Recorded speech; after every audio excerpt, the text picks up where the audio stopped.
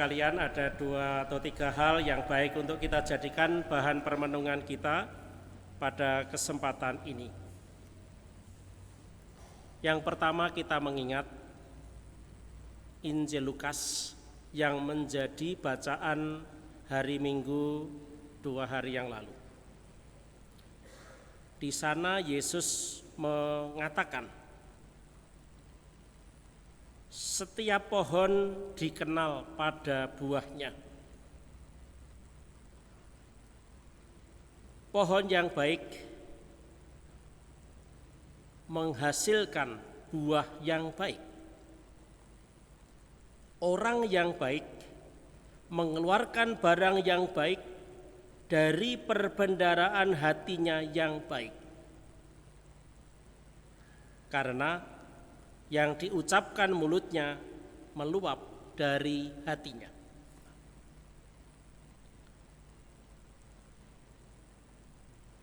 Saudara-saudara, ini gambaran yang sederhana ada di sekitar kita dan mestinya kita juga mengenali. Siapa di antara kita yang bisa menyebutkan nama-nama pohon yang ada di sekitar gereja ini misalkan? Satu hal itu. Lalu selain nama-nama pohon, kira-kira mana yang termasuk pohon yang menghasilkan buah dan mana pohon yang tidak menghasilkan buah?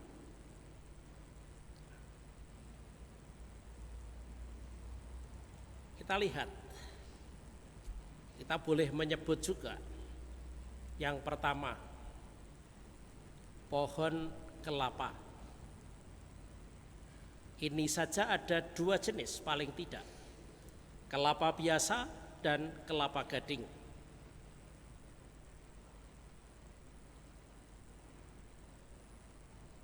Yang kedua, pohon alpukat misalkan. Siapa tidak kenal alpukat Kirisonta itu enak. Nah, yang ketiga, pohon peti. Yang keempat, pohon pisang. Siapa juga di antara kita yang bisa menyebutkan, oh ini pisang jaranan, oh ini pisang patil, ini pisang rojo temen, oh ini pisang susu, oh ini pisang emas, ini pisang kepok dan seterusnya. Ada lagi pohon kelengkeng. Sebelah selatan gereja itu kelengkeng. Ada lagi yang besar-besar, pohon mahoni. Ada lagi untuk yang muda-muda yang senang untuk rujaan, ada pohon cermi. Dan pohon yang mendekati pohon cermi yang daunnya mirip-mirip tapi buahnya sedikit berbeda dan itu disenangi oleh ibu-ibu, itu pohon belimbing wuluh. Ada lagi bisa disebut pohon tetapi menjalar.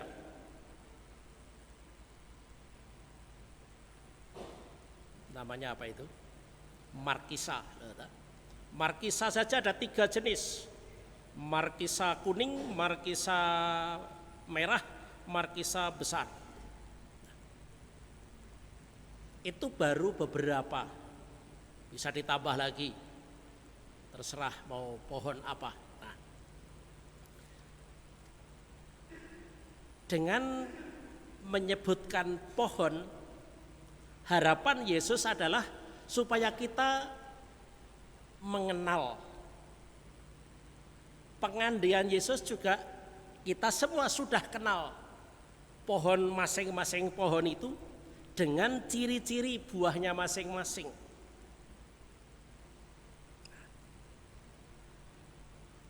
Andai kata kita ditanya oleh Yesus, kira-kira dirimu itu seperti pohon apa? Misalkan begitu. Apakah kita bisa menjawab? Apakah kita bisa menempatkan diri? Oh, saya seperti pohon pisang. Oh, saya seperti pohon kelengkeng. Oh, saya seperti pohon pete. Oh, saya seperti jengkol atau apapun itu, terserah. Apakah kita bisa mengidentifikasi diri kita? Pada waktu kita menyebutkan, oh saya seperti pohon pepaya. Mengapa?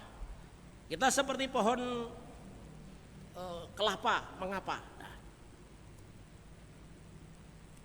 Jadi karena apa? Yesus menyebutkan pohon itu dikenal dari buahnya.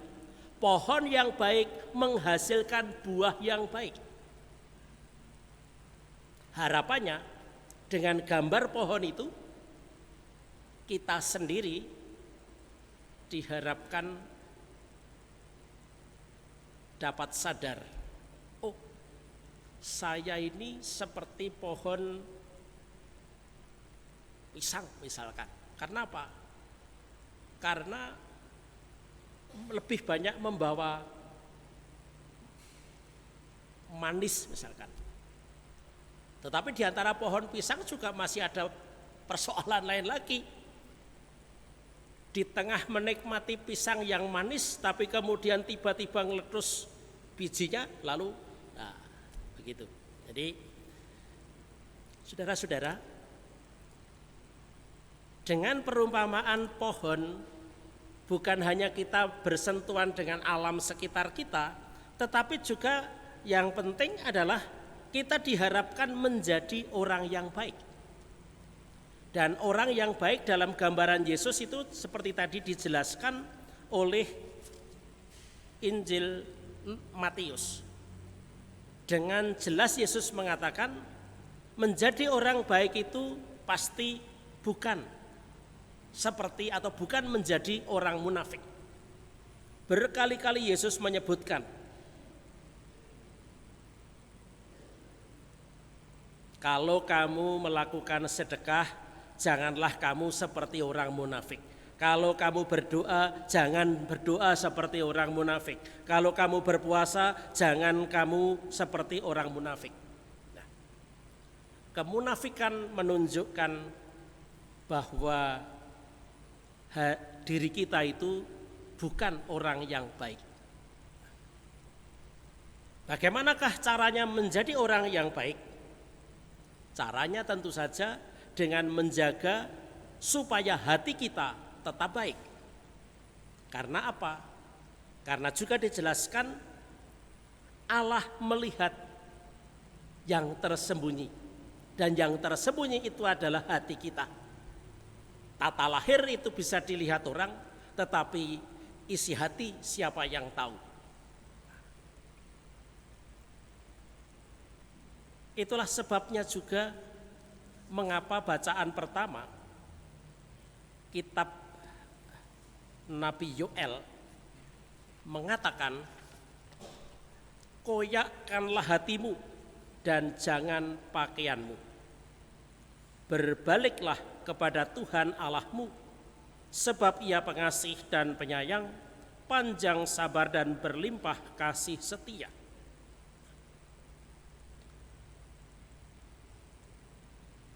Kalau zaman dulu, zaman perjanjian lama, orang yang berdosa dan kemudian bertobat, itu caranya dengan mengoyakkan pakaian. Salah satu contoh kita dapat mengingat dosa Daud. Daud memiliki kekuasaan sebagai raja. Tetapi kemudian kita tahu bahwa dia mengambil istri Uria bawahannya. Dan kenyataan itu disampaikan oleh Nabi Nathan. Dia menegur Daud bahwa apa yang dilakukan Daud itu tidak berkenan di hati Tuhan. Karena Daud menyalahgunakan kekuasaannya, karena Daud tidak mampu menguasai nafsunya. Lalu yang dilakukan Daud adalah mengoyakkan pakaiannya dan kemudian deprok di perabuan, dan sambil dia menyatakan doa sesal, doa pertobatan, dia menaburi kepalanya dan seluruh badannya dengan abu. Dengan cara itu mau dikatakan bahwa Daud kendati dia sebagai seorang raja, dia bukan manusia super. Orang yang memiliki kekuasaan bisa salah dalam menggunakan kekuasaan. Daud dikenal sebagai orang yang dekat dengan Tuhan, dan ternyata juga tidak ada jaminan bahwa orang yang dekat dengan Tuhan itu tidak berbuat dosa.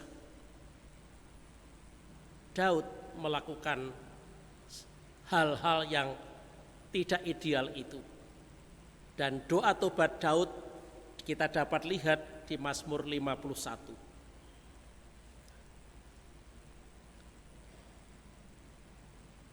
Tetapi kalau cuma mengoyakkan pakaian dan juga menaburi diri dengan abu, mau sebanyak apapun abu yang kita taburkan ke dalam diri kita, itu di mata Nabi Yoel tidak punya arti apa-apa.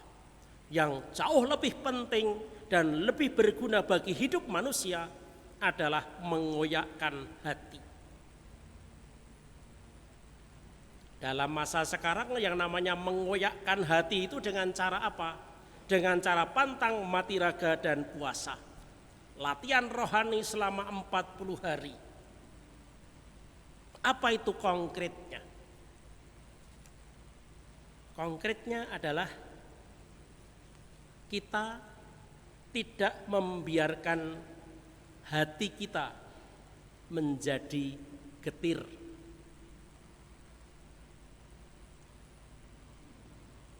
Kita tidak akan membiarkan diri kita digerogoti oleh kepahitan-kepahitan hidup.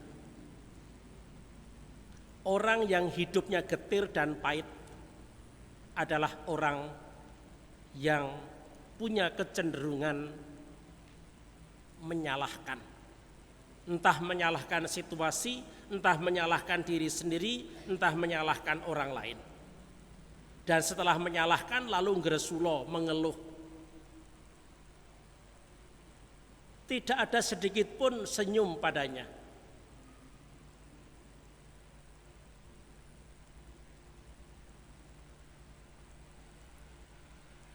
Cara kedua yang juga konkret adalah menjaga supaya mulut kita hanya mengucapkan kata-kata yang baik, kata-kata yang menghibur, bukan kata-kata yang melukai ataupun menyakiti. Saudara-saudara, kita menjadi orang Katolik, dan kita tentu ingat apa yang dikatakan dan ditegaskan oleh Paus Fransiskus. Tandanya bahwa kita orang Katolik sejati adalah kita dapat tersenyum. Di pagi hari begitu bangun pagi kita bisa tersenyum. Syukur tertawa. Tapi paling tidak tersenyum. Menyongsong hari baru masih diberi nafas tersenyum. Senyum di pagi hari akan mewarnai suasana hati sepanjang hari.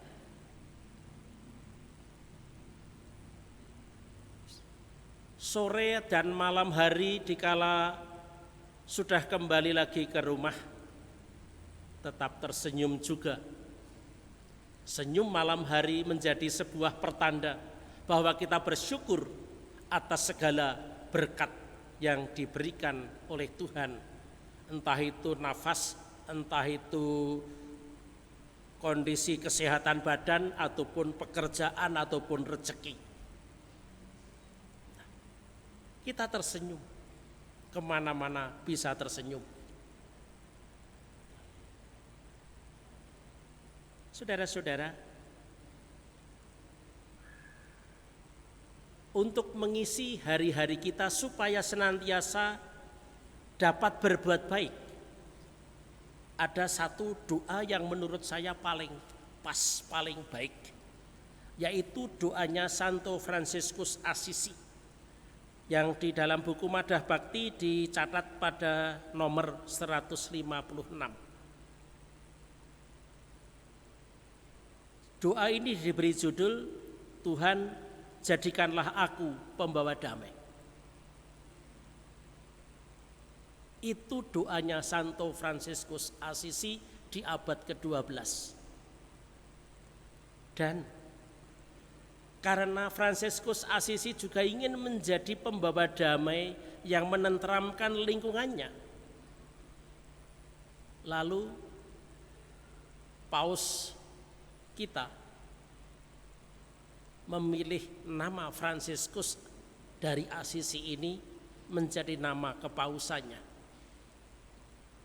karena memang dia memiliki devosi yang besar kepada Santo Fransiskus dari Assisi ini.